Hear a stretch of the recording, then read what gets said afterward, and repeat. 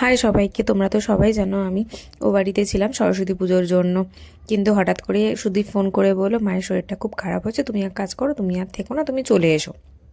আমিও আর কিছু না ভেবে সঙ্গে সঙ্গে ব্যাগপত্র গুছিয়ে বাড়ি চলে এসেছি। এসে শাশুড়ি মাকে ডাক্তার দেখালাম।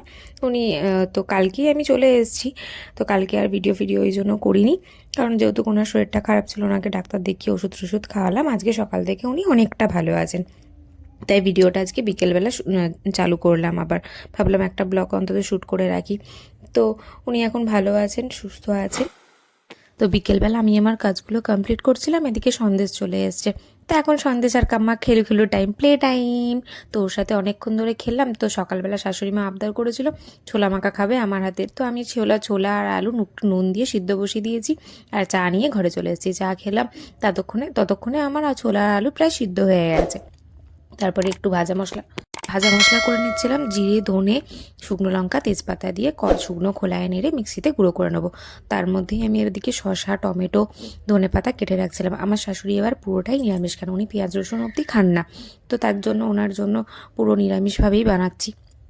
দেখো পেঁয়াজ, টমেটো আর কাঁচা লঙ্কা, ধনেপাতা সব দিয়ে ভালো করে মেশাবো। তার সাথে একটু বেশি করে লেবু দিয়েছিলাম, যেহেতু মুখটা তো ভালো নেই, একটু টকটক ঝাল খেলে মুখটা বেশ ভালো হবে। তেঁতুল তো ওনারা খেতে পারেন না, কারণ যেহেতু হোমিওপ্যাথি ওষুধ খান, তাই জন্য আমি একটু বেশি করেই লেবু দিয়েছিলাম, যাতে টকটক ঝাল একটু খেতে ভালো লাগে। তো ভালো করে দেখো নুন টুন সমস্ত কিছু পরিমাণ মতন দিয়ে ভাজা মশলাটা দিয়ে আর একটুখানি দিয়ে দিয়েছিলাম হচ্ছে সর্ষের তেল। তো দেখো ধনেপাতা আর ওদিকে দেবো সর্ষের তেল, সব দিয়ে ভালো করে মিশিয়ে নিচ্ছিলাম। এক হাতে ফোন ধরে মাখতে ভীষণ অসুবিধা হচ্ছিলো, তাই ফোনটা সাইড করে রেখে ভালো করে মিশিয়ে নিয়েছিলাম। একটুখানি চেখে দেখলাম সব ঠিক ছিল, টকটা একটু আমার মনে হলো কম আছে। তো পরে আবার একটুখানি টক ফক দিয়ে মেখে নিয়েছিলাম, ওনাদের দিয়ে দিয়েছিলাম। আর আমারটাতে একটু বেশি করে একটু পেঁয়াজ দিয়ে দিলাম, কারণ আমার একটু পেঁয়াজ দিয়েই খেতে ভালো লাগে। পেঁয়াজ দিয়ে ওই যে বললাম টকটা কম হয়েছিল, ওই জন্য একটু লেবু দিয়ে দিলাম।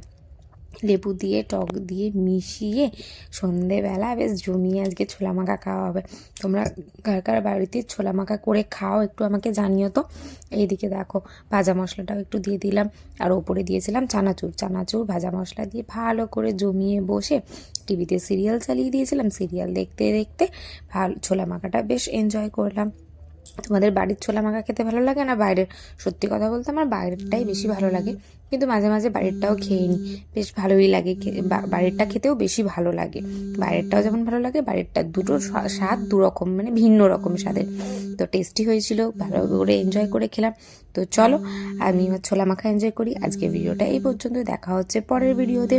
ততক্ষণ জন্য তোমরা চ্যানেলটাকে সাবস্ক্রাইব করে দিও, লাইক করে দিও। ততক্ষণ বাই, টাটা, গুড নাইট।